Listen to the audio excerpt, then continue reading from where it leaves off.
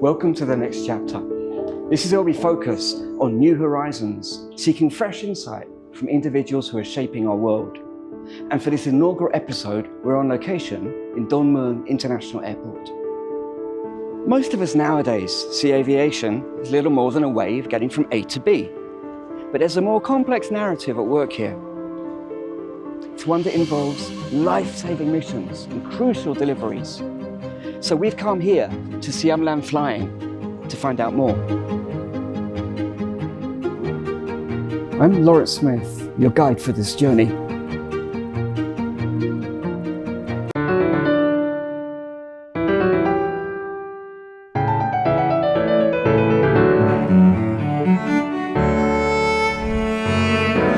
So we're sitting down with Mr.Greg Martin, who's the Senior Vice President of Siam Land Flying. Greg, pleasure to meet you. Nice to meet you too. Let's begin by talking a little bit about yourself. Could you take us through your career path up to now?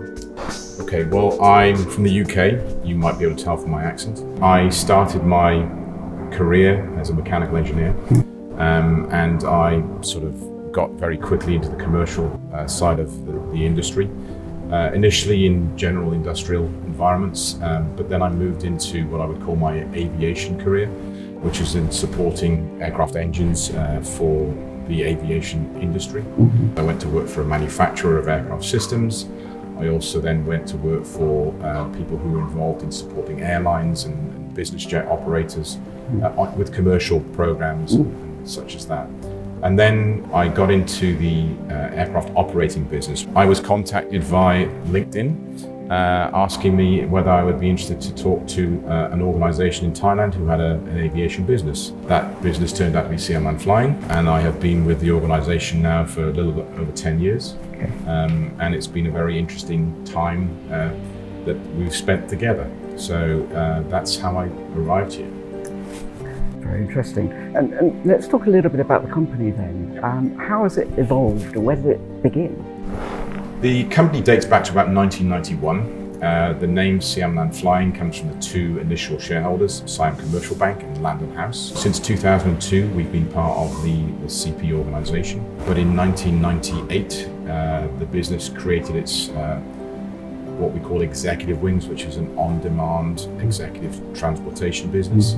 The subsequent year, 1999, Medical Wings was formed, which was I believe at the time, the first air ambulance in Thailand, one of the first in Asia. We have our own in-house maintenance capability. We also have private aircraft that we operate for owners and the principals who own those aircraft. And then finally, the last piece of our puzzle is we have a ground handling business, which is, you might be familiar when you get to the airport, you see all these people moving around the aircraft. That's ground handling. So we have a business in Phuket International Airport. We are very proud of what we've achieved there because we believe that we've created a new standard in the industry for this region. And part of a very large and very diverse conglomerate. Diverse and very large. I mean, we are 110 people, and obviously CP is hundreds of thousands of people, so we are extremely small, but we're privileged to service many of the senior management within the corporation. So they are highly aware of us. Sometimes the group is so large, we struggle to keep up with who is from which division and so on, but we provide those services to CP as well as to obviously other commercial clients. Are there any other ways that the company overlaps with other parts of the organisation? I think that's increasingly relevant because everybody in the world is concerned by the climate changes. So the industry is trying to improve its carbon footprint by many actions, and one of those actions is a drive towards what's called sustainable aviation fuel. Sustainable aviation fuel is basically made from waste product, and it is a drop-in solution to replace Jet A1, which is an oil-based product. The reason why that overlaps with CP is that many of the feedstocks which are anticipated for the future of sustainable aviation fuel are actually agricultural waste. And to that end, last year, CP and Airbus entered into a memorandum of understanding associated development of sustainable aviation fuel. We hope that can lead to something very important for our industry in terms of improving its carbon footprint.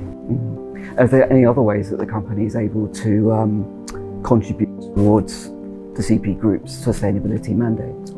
I think we are very conscious how we do things within our operation. For example, our operation at Phuket, we use fully electric vehicles and equipment on our ramp. Traditionally in the aviation sector, those are diesel-powered vehicles and equipment. From the start, we've been very conscious of our footprint. Let's move a little bit along towards executive wings as one of the strands of the business. What is your predominant customer base there? It's changed a lot since COVID. Pre-COVID, most of our business was dominated by Western tourists, and our business is still very seasonal. So we have a high and a low season, generally aligned to the tourism season. Mostly bringing people in. Or moving them around. Very often we will connect with flights out of Suvarnabhumi where people have come on a long-haul flight in business or first class. It does save you a lot of time and inconvenience. You don't have to go through many of the same procedures as you do if you're a commercial airline passenger. The objective is to move the client from point A to point B when they want it in a manner and a style that they enjoy the experience and do it in a very safe and controlled manner. And I'm proud to say that amongst the environment that we are working in that sector, we are considered to be a very high standard service provider, a very reliable service provider, and also a very cost competitive service provider.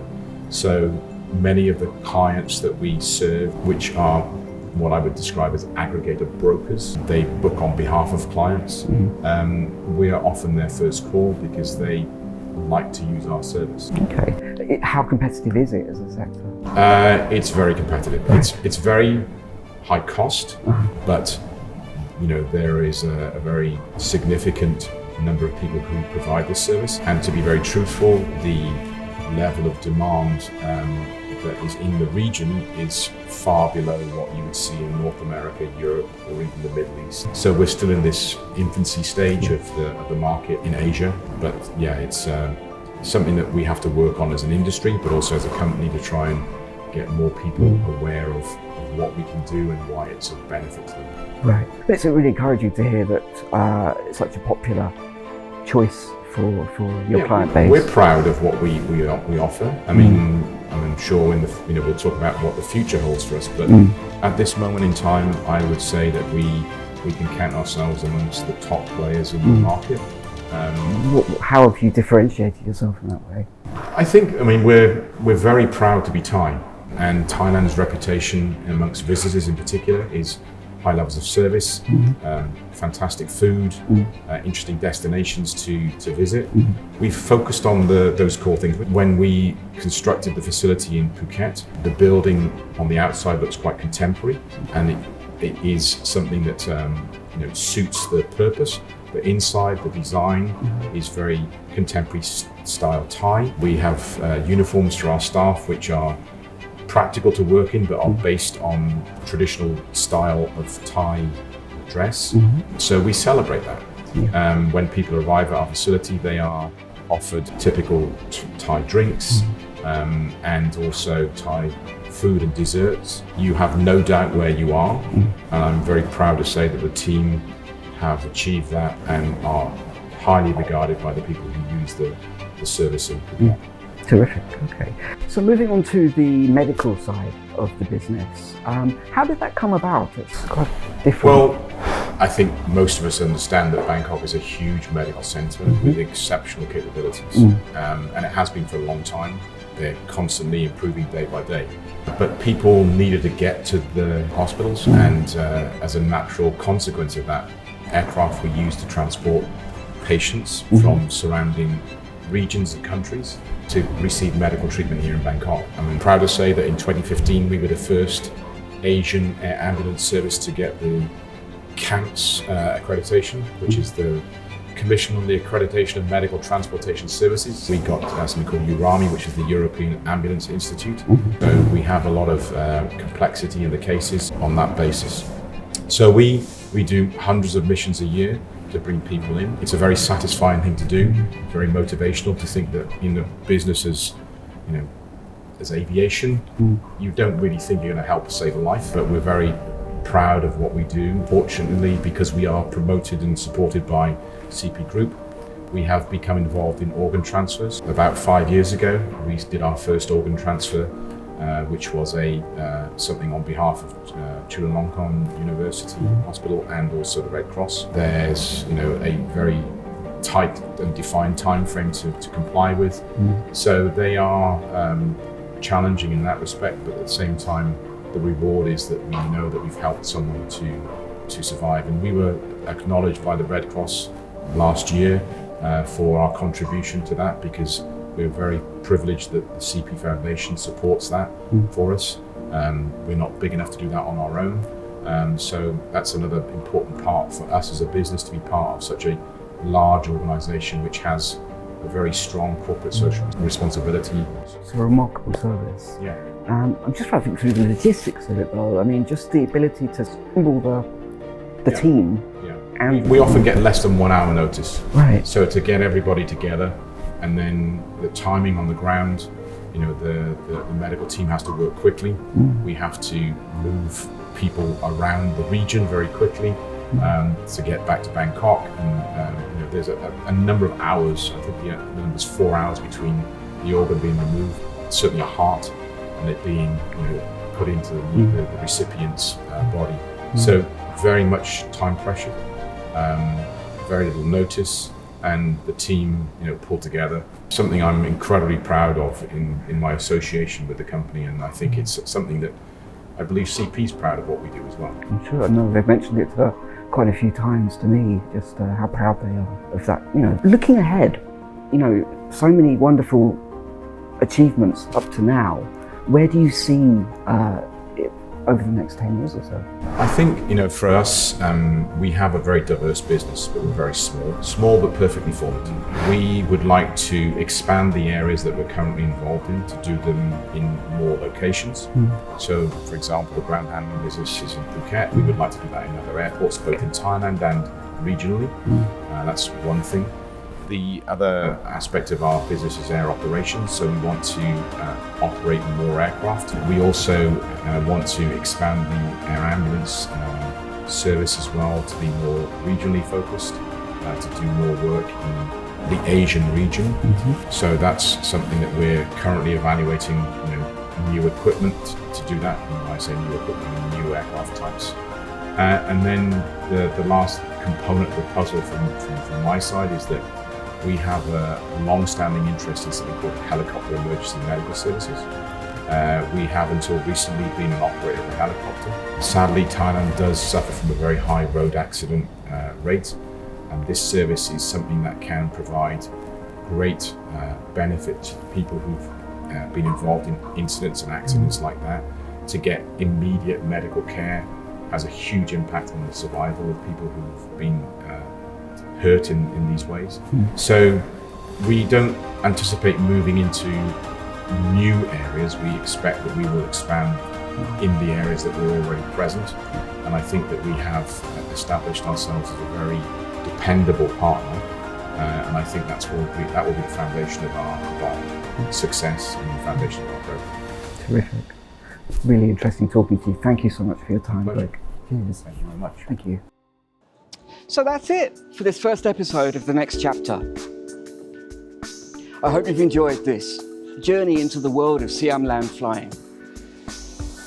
If you have any suggestions for topics or interviewees that you'd like to see in future episodes of the show, please put it in the comments below. Thank you very much, and be sure to tune in next time as we continue to explore new horizons. Thank you. So this is the aircraft we typically use for our executive wings missions. It's 8 seats. We can fly around about 5 hours without stopping for fuel. So that takes you about 2,000 nautical miles.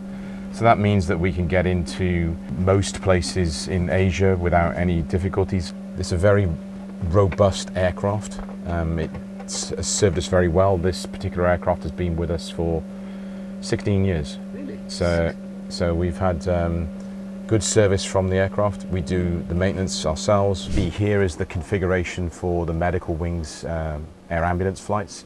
So we have a stretcher system here. It's not just a stretcher, it's on a base which has got some of the vital equipment for a intensive care unit, sort of a standard. So there's oxygen, there's power, there's monitoring equipment that's part of this and also can be added to it. Typically where you're sat there is where the medical team will sit. The patient will be on here. They're going to be lying with their head pointing that way. The fact is that this very simple system can add a tremendous amount of value to someone's life because it can get them to the medical treatment that they require to recover from their condition. Catch the next chapter only on We Are CP. Discover what's next and be part of the journey.